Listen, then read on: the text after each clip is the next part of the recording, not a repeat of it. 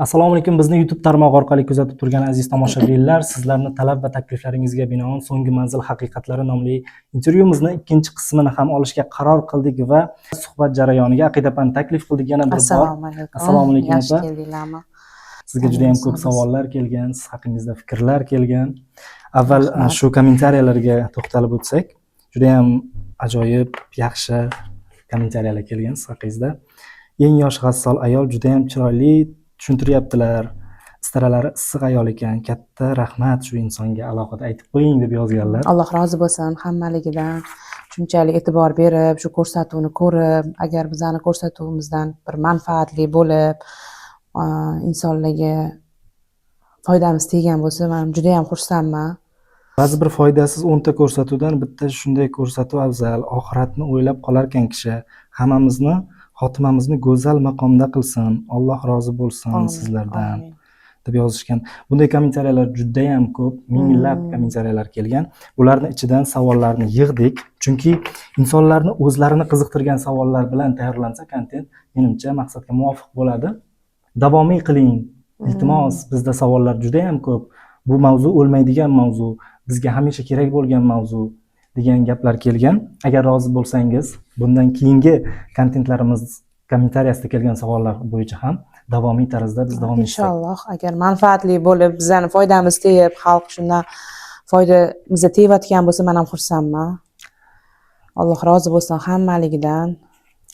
Rahmat opa. Ham kerak mavzu-da bu, baribir inson boshimizga o'lim haq. Har bitta inson boshida bor, har bitta xonadonga keladi. O'shanaqa paytlarda bilishimiz kerak deb uni. Yana bitta kommentariya kelgan. Men ham ayolman, hali yoshman, lekin oilamizdagi, atrofimizdagi yoshi katta ayollarni turli tuman amallarini ko'rib hayron qolaman. O'tgan yili bir ammamiz o'tib qoldilar.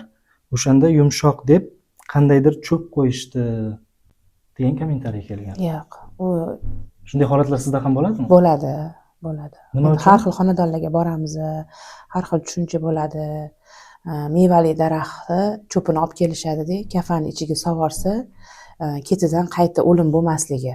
Ani yumshoq ketib qolsa, xuddi ketidan kimdir chaqirib olib ketib qoladigan degan tushuncha bor. Yumshoq deyilgani shu odam qotmaganimi? Ha, endi vafot etgandan keyin bir marhum yoki marhuma har xil holatda bo'ladi hamma. Hamma bir xil bo'lmaydi. Bir xilla yumshoq bo'ladi, bir xilla juda ham muzlamaydi, bir xilla muzlab ketadi, qattim qotadi, bir xilla yumshoq bo'ladi. Hammada har xil holat bo'ladi.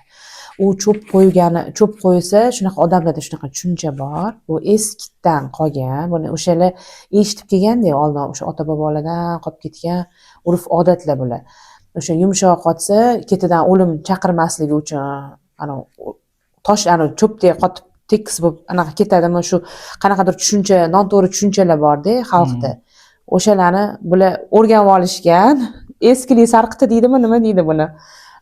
Demak, noto'g'ri narsa yo'q, umuman kerak emas, unaqa qilishmasin. Tushunarli. Yana bir savol kelgan.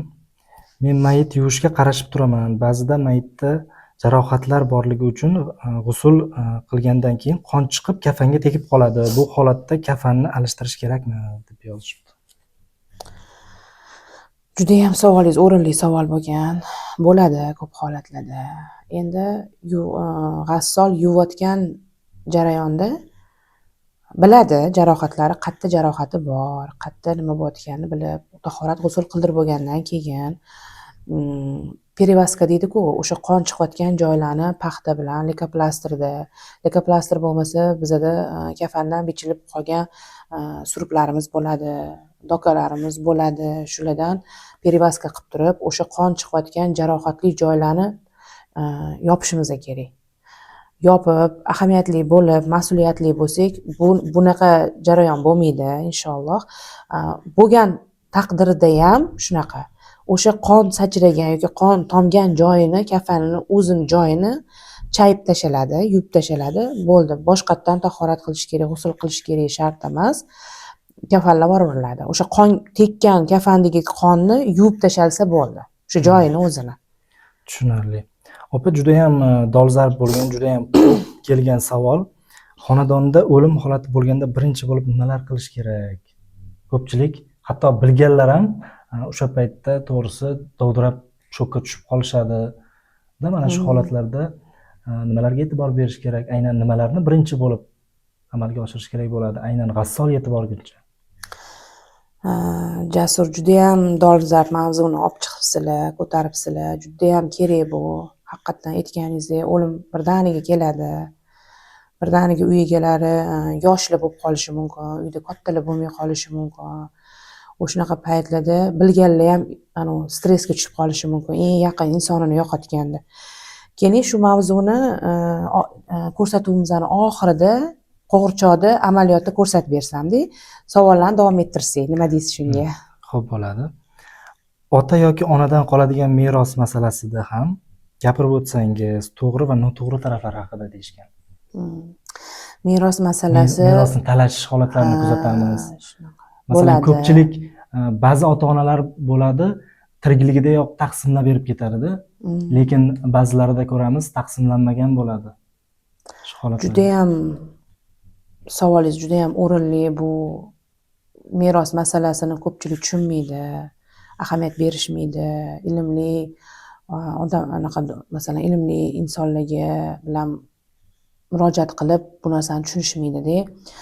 Bir inson marhum yoki marhuma vafot etdi, meros qoldi.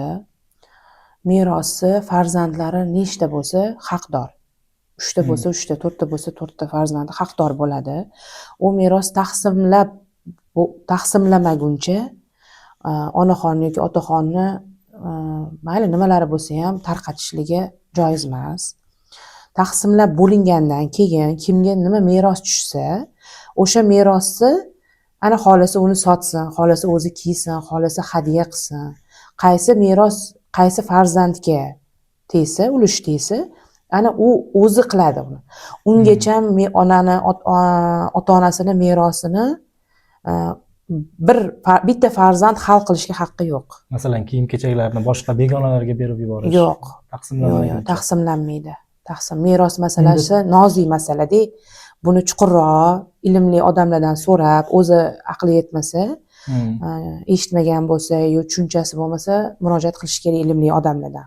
Taqsimlash bo'yicha fikr bildira olasizmi? Masalan, qanday taqsimlanish kerak? Taqsimlashi o'sha merosni ota-onani merosiga qarab, o'sha ilmli odamlardan so'rab, chaqirib yoki mana shunaqa hammada har xil meros bo'ladi. Bir xillarda pul bo'ladi, faqat tilla bo'ladi. Yokida puli tillasi bo'lmaydi, oddiy yashagan bo'ladi, faqat meros yo kitoblari yoki kiyimlari qolgan bo'ladi. Uni endi o'sha paytda taqsimlash jarayonini so'rab, xato qilmasdan, mukammal qilib, nima deydi, yaqinlar bir-biridan ko'ngli qolmaydigan darajada qilib. Ba'zi o'sha taqsimlanganini ko'rganman.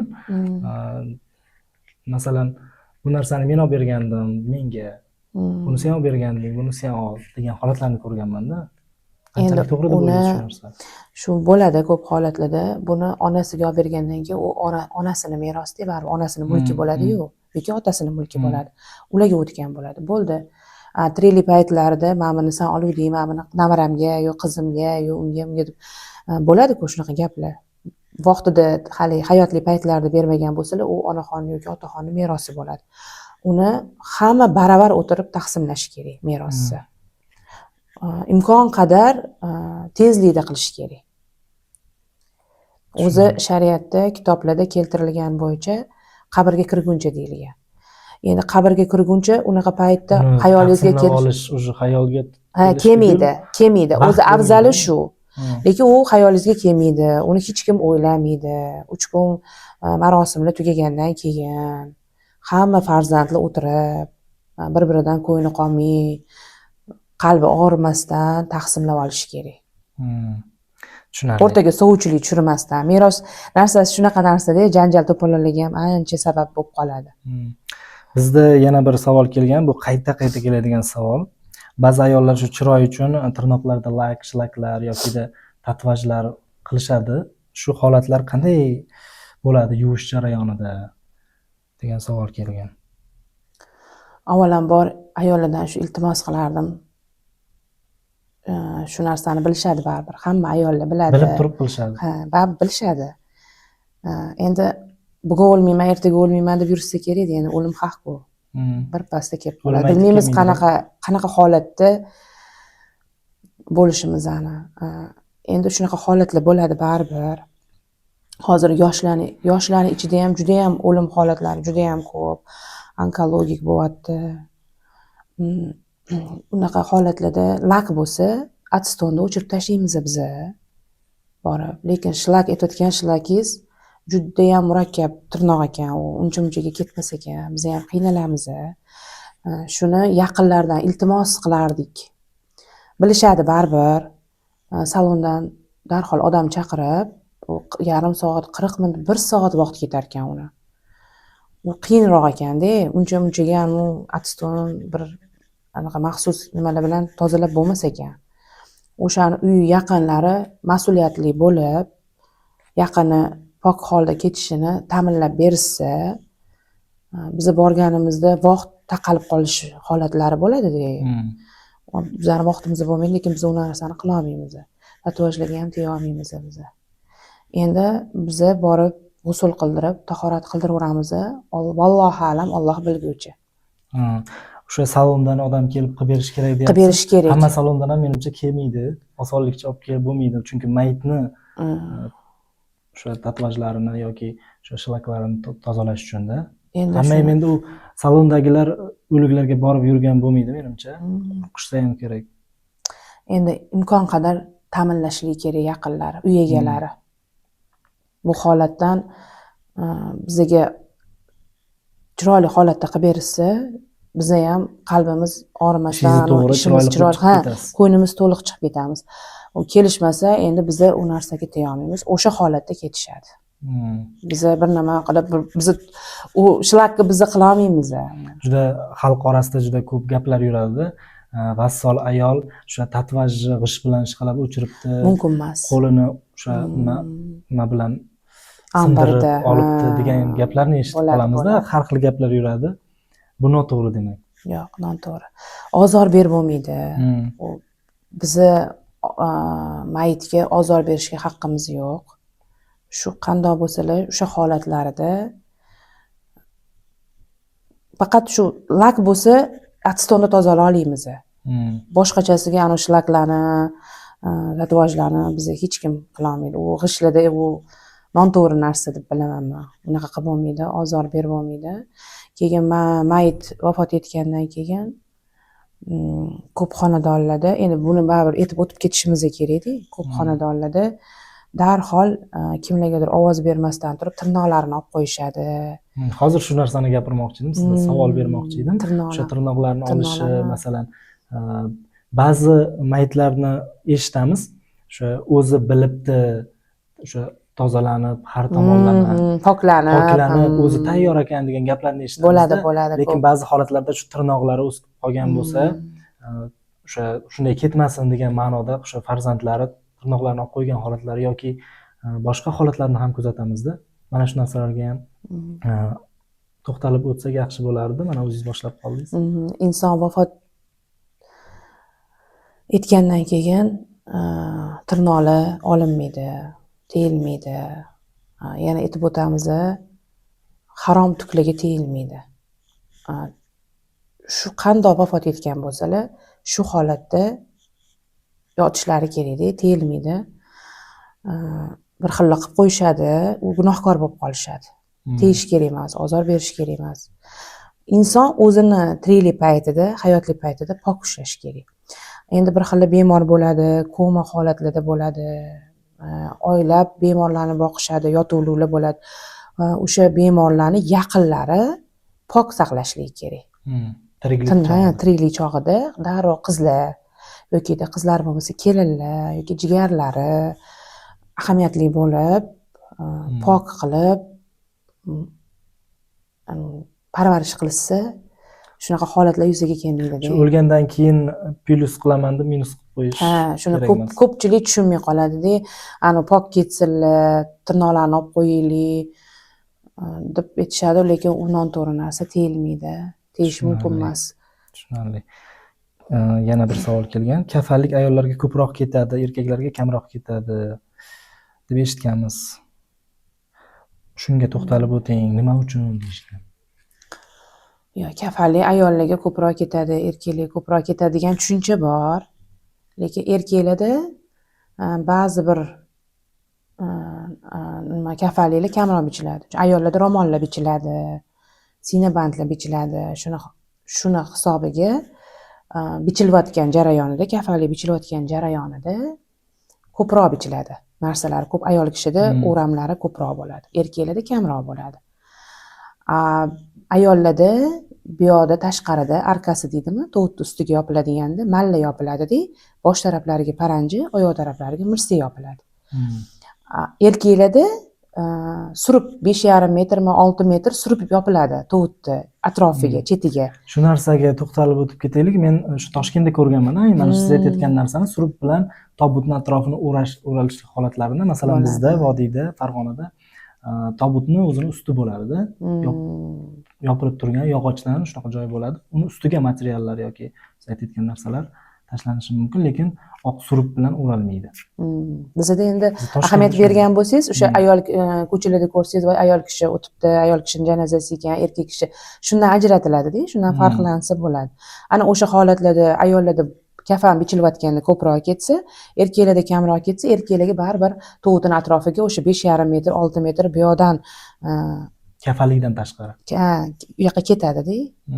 O'sha endi ayollarga ko'proq ketadi, erkaklarga kamroq ketadi emas. Bu yerda odamlarni, mana insonni o'zini g'o'dasiga qarab ketadi. Masalan, anaqa ayollar jussasi kichikroq bo'lishi mumkin, kamroq ketadi. 100 kilo, 120 kilo, 130 kilolik ayollar, erkaklar bo'ladi. Ularga bir xil ketmaydi-ku. Ularda 3 ta eng qilib ham, 2 ta chok tushirib ham kafallikni o'rashimiz uchun yana qo'shimcha bichilishi kerak, yana ulanish kerak, bo'lmasam o'ralmaydi-da. Baribir g'o'dalar bor. O'sha g'o'dasi yo'g'onroq odamlarga 35 metr, 40 metr tashab qo'ysa, zarar qilmaydi u. Ortib qolsa yetmay qolmasin o'sha paytda. Keling, shu savolni bergan vaqtimda gapirib o'tib keting. Kafallik o'zi qancha olinish kerak, masalan, nimalar tayyorlab qo'yilishi kerak oldindan? Mana shu masalaga kiritib. O'sha odam o'zini g'o'dasiga qarab, o'sha 100 kilodan oshuv bo'lsa, 40 metr olib qo'yaversin, zarar qilmaydi. O'zi masalan o'rtacha odam oladigan bo'lsa 30 metr, 30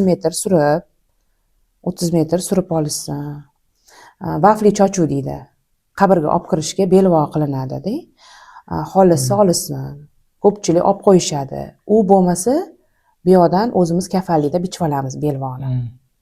Tugish, kafanni ustidan tugish uchun. Bu yoqqa erkaklar qarashib borishadi-yu, go'rkovga. O'sha belvo tashaladi. Usti qismga.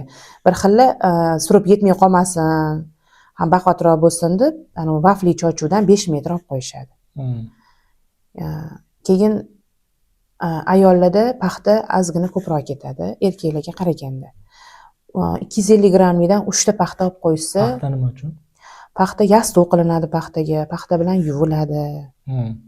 Kerak bo'ladi-da, paxta bilan qilinadi, paxta bilan ishlanadi.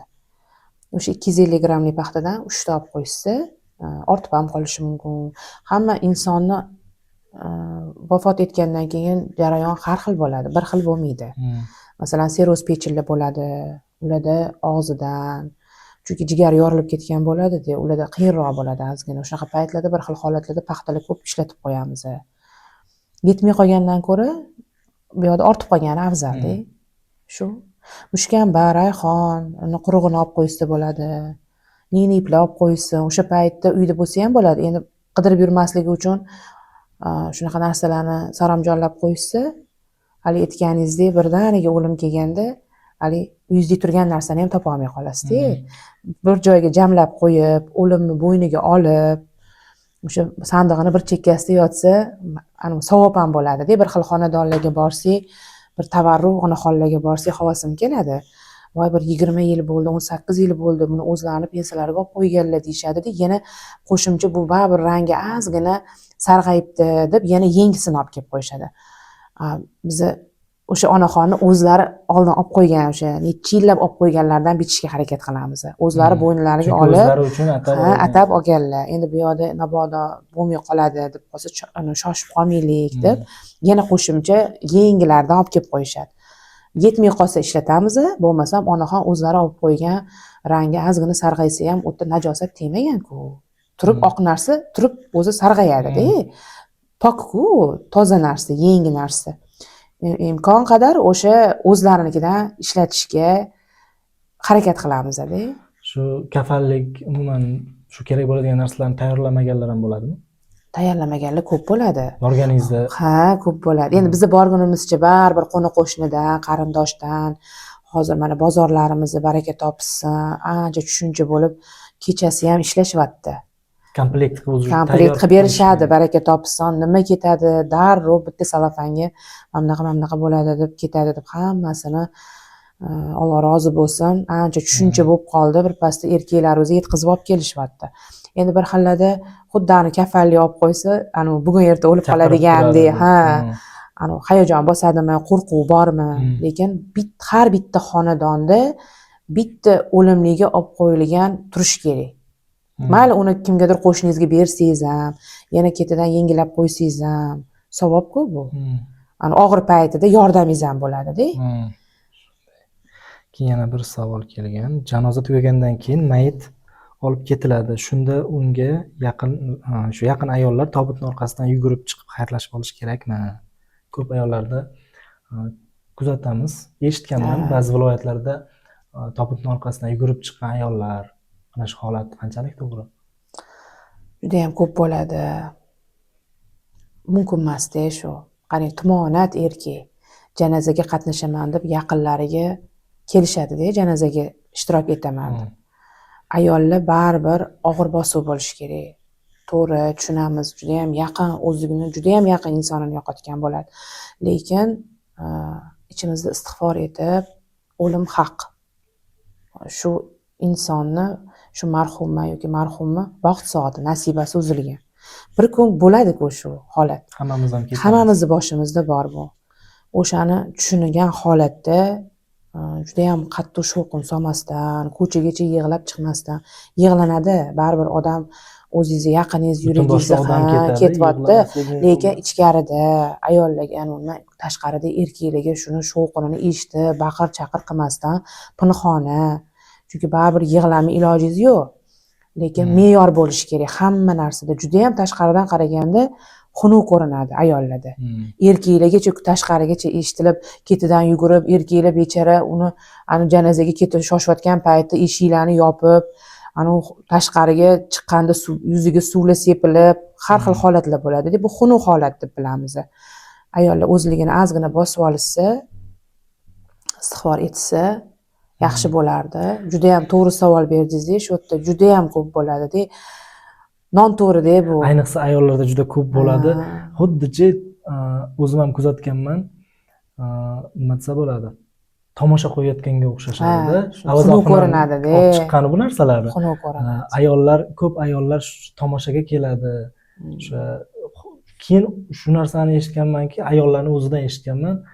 Yig'lamasang bo'lmaydi, dod solib yig'lash kerak. Dod solib yig'lamasang, onasini yaxshi ko'rmas ekan, otasini uncha yoqtirmaydi shekilli. Odamlarni ko'ryapsizmi? Hatto shu narsada ham gapirishadi-da. Bo'ladi. Bu juda ham ko'p xonadonlarda bo'ladi. Shu narsani qilmasak bo'lmaydi, odamlar kulib ketishadi, yig'lashmayapti, unday qilishmayapti. Katta yoshli ayollarimizdan chiqadi-da bular. Shunaqa bo'ladi, yig'lagin, baqirib yig'lagin deb.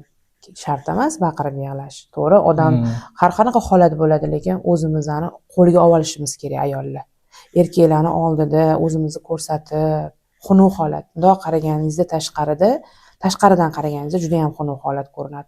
Xuddi o'zini mehribondek qilib, kerak emas. Hamma ota-onasiga shu joyda bir savol, misol bizda ham viloyatda bor. Ovoz chiqarish degan narsa bor. Yig'ib berish. Yig'ib bizda ovoz chiqarish deyiladi. Misol uchun o'sha janoza o'tgan kundan keyin, 2 kundan keyin ham, 3 kundan keyin ham o'sha mayit chiqqan xonadonni bildirish uchun ovoz chiqarish marosim meni shunaqa deyishadi. Ha. Bilib Qaysi turadi, qayerda u? ayolda Qashqadaryoda. Ayollar ovoz chiqarib baqirib yig'lashadi.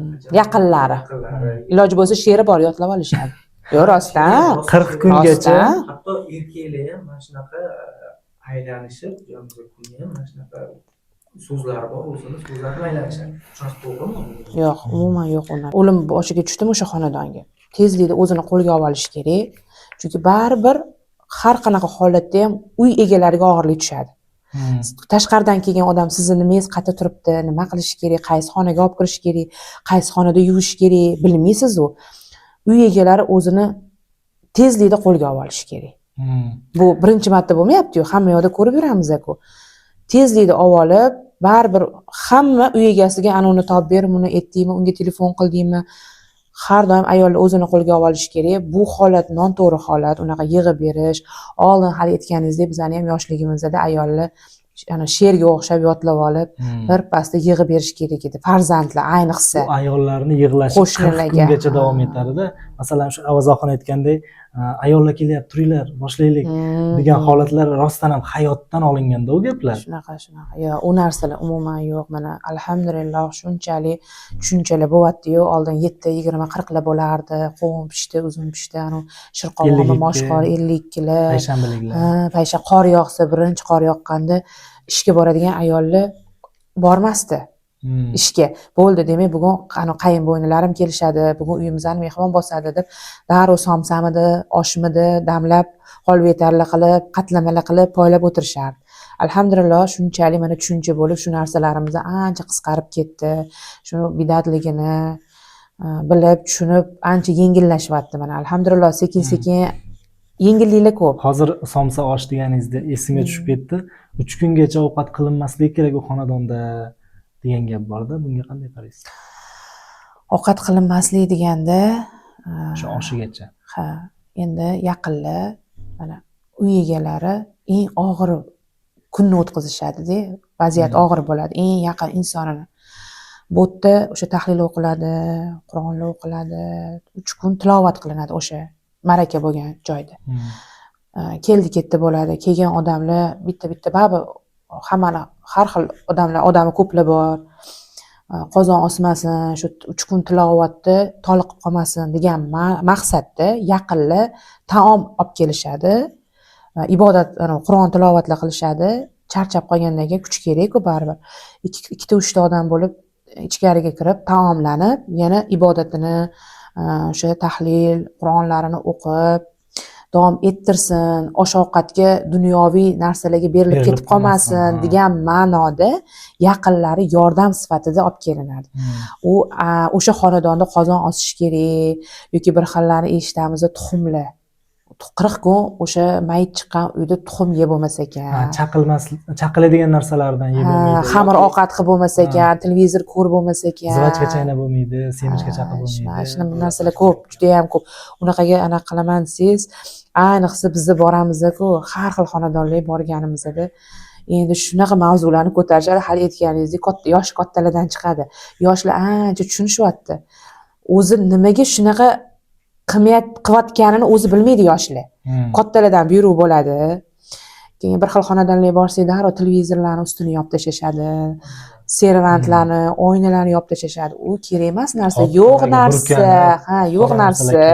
Shart emas unaqa qilishligi. Keyin hali aytganingizdek ovqatlar, keyin toq narsalar, bir anaqaga non olib borsa, 3 ta olib borish kerak, 7 ta olib borish kerak, 9 ta olib borish kerak, 11 ta olib borish kerak. Siz faqat o'sha insonga yaqin sifatida o'sha taomlanish uchun xoling 3 ta boring, xoling 10 ta boring, xoling 8 ta boring. U siz o'zingizning ixtiyoringiz. Muncha olib borish kerak degan belgilanmaganda, u bizani o'sha eskilik sarqiti, eski odamlardan urf-odat bo'lib kelyapti bu narsalar. Yo'q-da bular.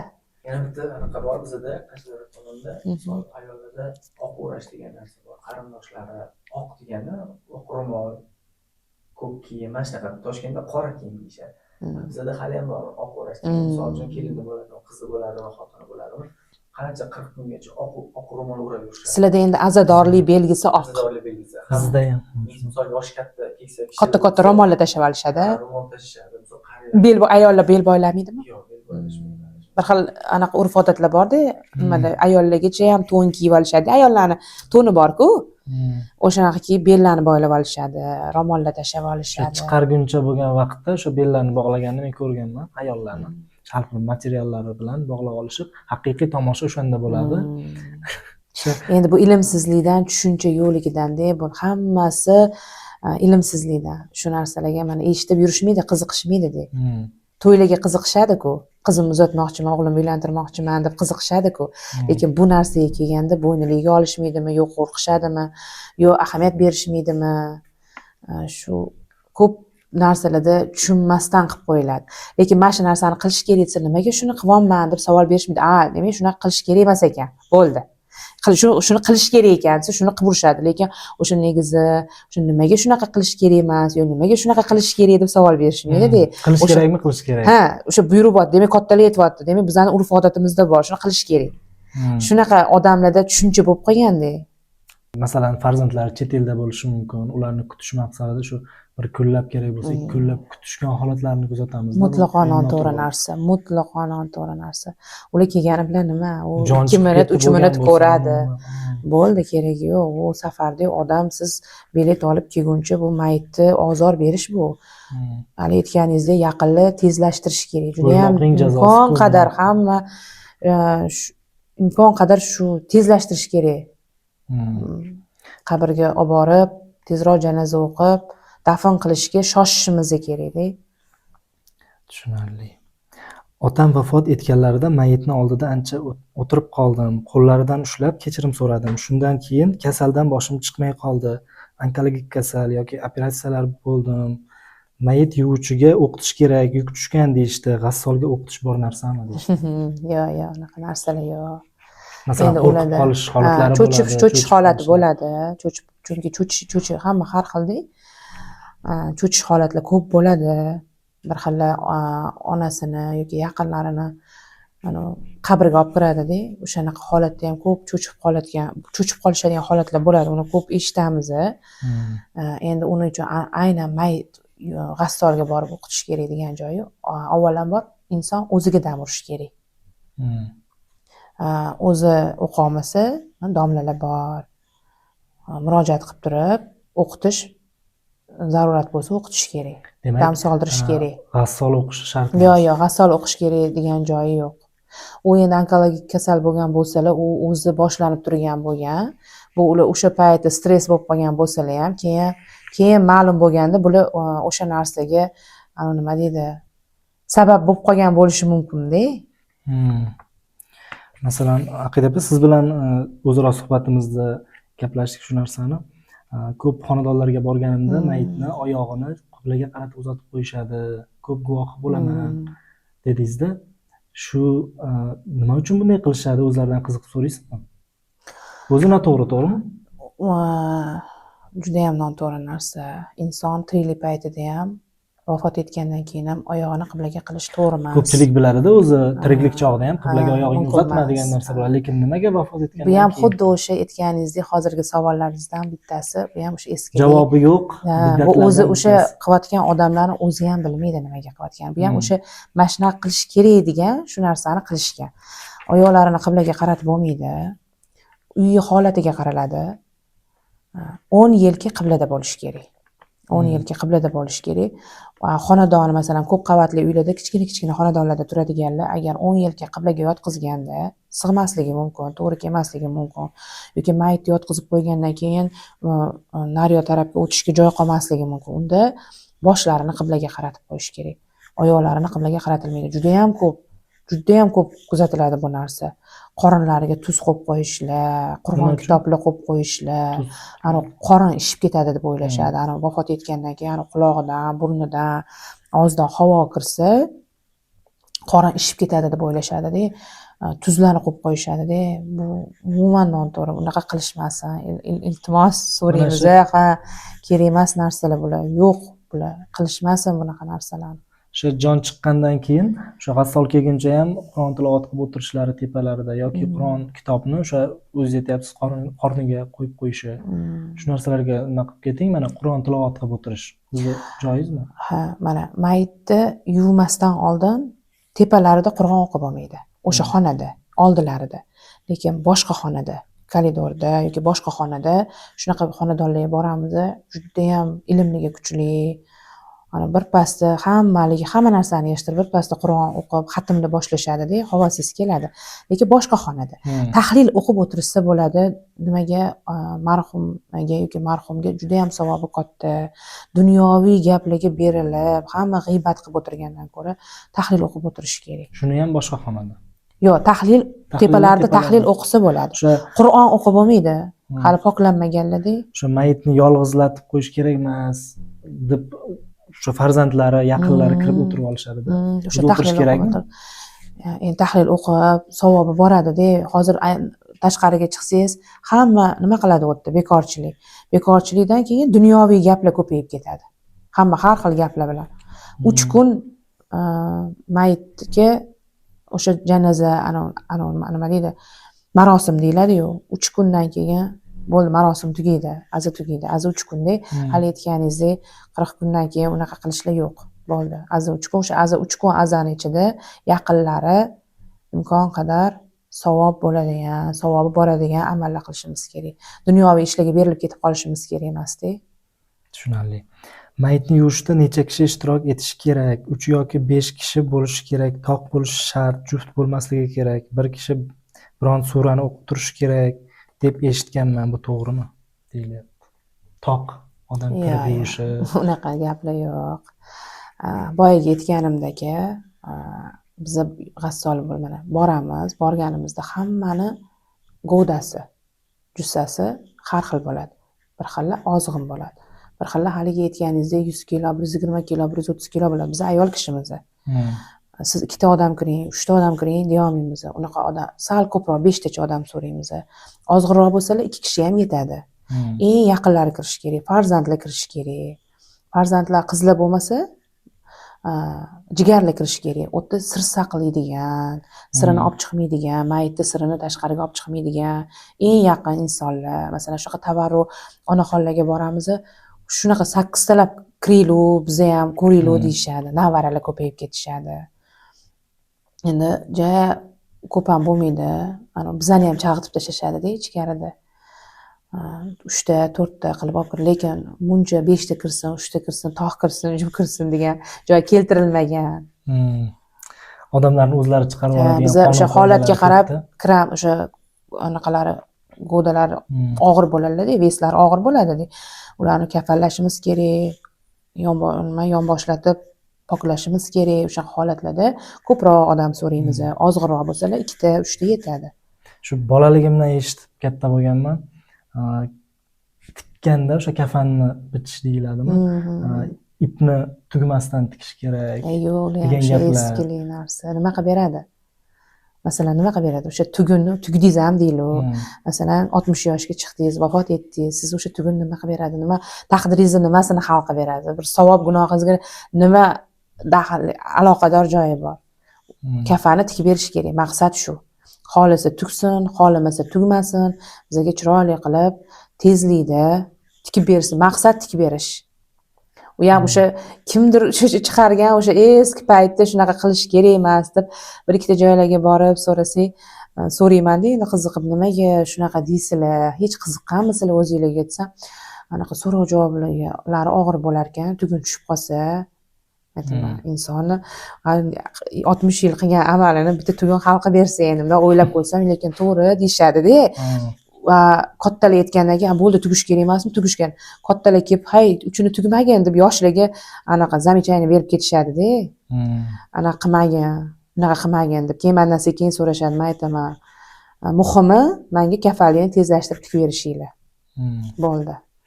Hatto shu Allohning ham qahri kelar ekanda, odamlar o'ziga chiqarib olgan har xil bidat amallar deymiz. Bidat amallar ko'p. Shu narsalarni ko'pchilik qilishar ekanda, Allohning qahri kelar ekan. Endi eshitgan narsalarim, nimaga mendan so'rashmaydi? Mana shu masalan, qalampir munchoq deymizmi, nimalargadir xuddi sig'inganday bo'lib qolamizda. Mana shu narsalar bizni asraydi yo boshqa deb o'ylab qolamizda ba'zida. Odamlar orasida shunday gaplar yuradi. Shunda Allohning qahri kelib, nimaga mendan so'ramaydi shu narsani? Saqlovchi menman-u. Nimaga u arzimas bir buyumlardan so'raydi deyishadi. Tushuncha yo'q. diniy bilim mana yetishmayapti. ancha alhamdulillah, lekin ancha tushuncha bor. Oldingiga qaraganda hozir mana har xil xonadonlarga boramiz, eshitishyapti. Mana baraka topinglar, sizlarga o'xshagan tarmoqlarda mana bunaqa mavzularni olib chiqishyapti. Telefonlar chiqdi mana. Shularni ko'rib, shularni eshitib, odamlar, insonlar ancha tushuncha bo'lyapti. Baraka topinglar, o'sha manfaatli bo'lyapti. Biz borganimizda har xil holatda boramiz. Juda ham tezlikda qilib berishimiz kerak bo'ladi. Bir xil xonadonlarda gapirib keta olmaymiz, bir xil holatlarda juda ham tezlik bo'ladi, chalg'ishga vaqtimiz bo'lmay qoladi-da, taqalib qoladi janoza vaqti. Biz ishimizni tezlashtirib berishimiz to'g'ri kelib qoladi. Shunaqa holatlarda bir xil payt biz tushuntirib bera olmay qolamiz-da. Unaqa holatlarda gapirsangiz ham yaqinlarini o'sha nima deydi? O'sha nima o'sha stress holatda bo'ladi-da, miya charchagan. O'shaning uchun bular hozir xotirjam o'tirib tarmoqlarda maza qilib eshitib, o'zligi xulosa olishadi-da. Baraka topinglar. Alloh rozi bo'lsin sizlardan ham. Hammamizdan Alloh rozi bo'lsin. Shu hammamizdan manfaatli Alloh rozi bo'lishini bo'lsin. tarafdorimiz, shu insonlarning talab va istaklaridan qilish kelib kerak emas chiqilgan narsani narsani biz qaror qildik. hamma baravar qilish isloh qilinsa kerak emas. Shu qilish kerak emasmi? Bu narsa mumkin emas ekan, bunisi qilish kerak ekan, buni qilish kerak emas ekan degan narsani. Endi biz ota bobolarimiz qilgan, mana buvim aytdilar yoki dadam aytdilar, shuni qilishimiz kerak ekan degan narsa tushuncha bo'lmasa, shariatga muvofiq o'sha hamma baravar kurashilsa, shu narsaga ancha yengillik bo'ladi. Aqida opa, mana yana savol kelgan. Bu ham ko'p keladigan savollardan. Mayit yuvilgan suvni mevali daraxt tagiga yoki gulzorga to'kish kerak deyishadi. Shu to'g'rimi? Yo'q, noto'g'ri. Najosat bo'lsa. Bu najosat suv. Endi qarang, mevali daraxt tagiga to'kyapsiz. Undan ildizidan oziq olyapti u. Nima bo'ladi? Mevalar makruh bo'lib qoladi. Aynan shu daraxt tagiga ko'mish kerak degan joyi yo'q. Xohlasangiz kanalizatsiyaga, xohlasangiz vannaga, xohlasangiz unitazga, masalan, ko'p qavatli uylarda biz vannalarga, unitazlarga to'ktirib yuboramiz. Uni endi xastonlar, lekin har xil ishlaydi. Unga ham o'tib ketamiz. Masalan, men ishlayotgan jarayonimda bitta paket so'rayman uy egalaridan. O'sha paketga hamma ishlatayotgan narsalarimni alohida paketga solaman. U tog'orada hech qanaqa ortiqcha tiqilib qoladigan, kanalizatsiyaga yoki rakvinaga tiqilib qoladigan narsa bo'lmaydi. Shuning uchun men o'zimni ishimga ishonganim uchun bemalol murojaat qila olaman. Erkaklarni ham qiynamanglar. Bemalol shu yerga qilaveringlar deb. Endi bir xilla paxtalarni anaqaga to'kishadi, tashashadi o'sha tog'oraga. Najosat tushadigan tog'oraga tashashadi. Unaqa holatlarda u tavsiya qilinmaydi. Unaqa holatlarda ko'milish kerak bo'ladi yoki ichidagi narsani olib tashlash kerak bo'ladi alohida. Unda ham agar joy ko'mgiligi kelsa, hali aytasi odamlar har xil tushunadi. Ko'mgiligi kelsa oddiy joyga. Hech narsa yo'q, bir chekkaroqqa yerga ko'mgiligi kelsa. Lekin aynan mevali daraxtga u mevani keyin makruh bo'lib qoladi-da. Butun najosatdan oziq oladi keyin. Odamlarning gaplari kerak bo'lsa bir-biriga to'g'ri kelmay qoladi-da. Ko'p eshitganman, shu qabristonda mevali daraxt o'ssa, uni mevasini yeb bo'lmaydi. Chunki o'sha o'liklardan oziqlanadi u daraxt. Biz ham shuni kasalliklar shu narsadan tarqaydi deyishadi, lekin aynan mevali daraxtning tagiga u suvni quyilishi xonadoningizda bo'lib turib, uni hamma yeydi-ku. O'zingiz necha yil iste'mol qilasiz. Kerak yo'q-da, shart emas. U ham noto'g'ri narsa-da. Oldin shular qilingan-da mana. Hozir o'sha bir chekkaga, iloji boricha o'sha aytganimizdek kanalizatsiyalar, o'sha hamma hovlilarda kanalizatsiyalar bor. Ko'p qavatli uylarda hali unitaz, ya'ni nima deydi, erkaklarni ham qiynash kerak yo'q-da. Ana o'sha kanalizatsiyaga to'ksa gunoh bo'ladigan joylari yo'q-da. Yengillik. Endi Aqida opa, o'sha boshida va'da berganimizdek, o'sha birinchi o'rinda xonadonda shu vafot etish holati kuzatilgan vaqtda nimalar qilinishi kerak? Qanday xatolarga yo'l qo'yamiz yokida qanday amallarni qilsak to'g'ri bo'ladi, joiz bo'ladi? Masalan, g'assol kelguncha hamda masalan shu holatlarni amaliyotda ko'rsatib berishga biz va'da bergandik. Keling shu jarayonni ko'rsatib bersak. Mayli. Ko'pchilikning talablariga binoan shuni ko'rsatib bering. G'assol kelguncha biz ko'pincha birinchi marta o'lim holatlariga duch kelamiz, tushunmay qolamiz shu holatlarni. yarim kechasi bo'lib qolishi mumkin, qo'shnilarni chaqirib chiqquncha ham vaqt o'tib ketib qolishi mumkin, hammada har xil holatlar bo'ladi. O'shalarni ko'rsatib bering deb iltimos qilishganiga shu hozir manikenda ko'rsatib o'tamiz. Bir ayol kishi bir xonadonda vafot etib qoldi, o'lim holati yuzaga keldi.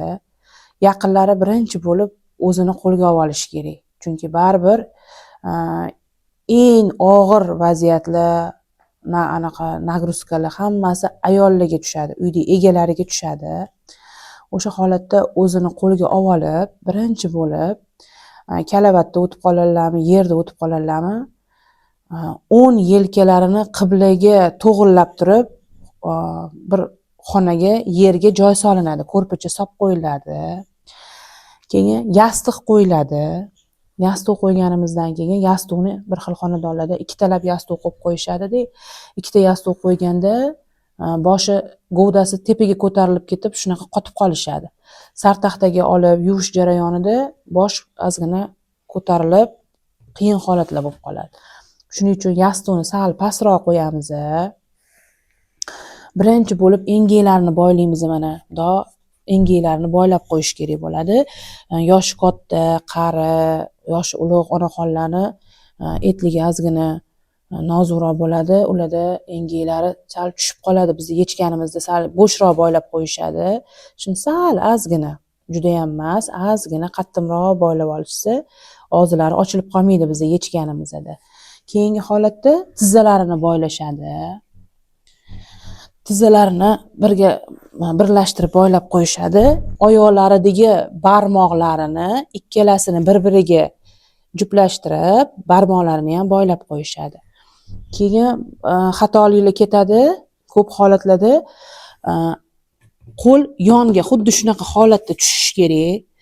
Bir xilla tushunmaydi, bilmay qolishadi. Qorin qismlariga bir-birining ustiga qo'yib qo'yishadi. Bu mumkin emas. Qo'llari yonlarida turishi kerak. Keyin ayol kishida hayotli paytlarida xoh hijobda bo'lsinlar, xoh hijobda bo'lmasinlar, engaklarni boylab qo'ygandan keyin ayollarda albatta ro'mol o'ratib qo'yishimiz shart. O'ratib, bog'lab qo'yilmaydi, chiroyli qilib, namnaq qilib yonlariga tashab qo'yiladi.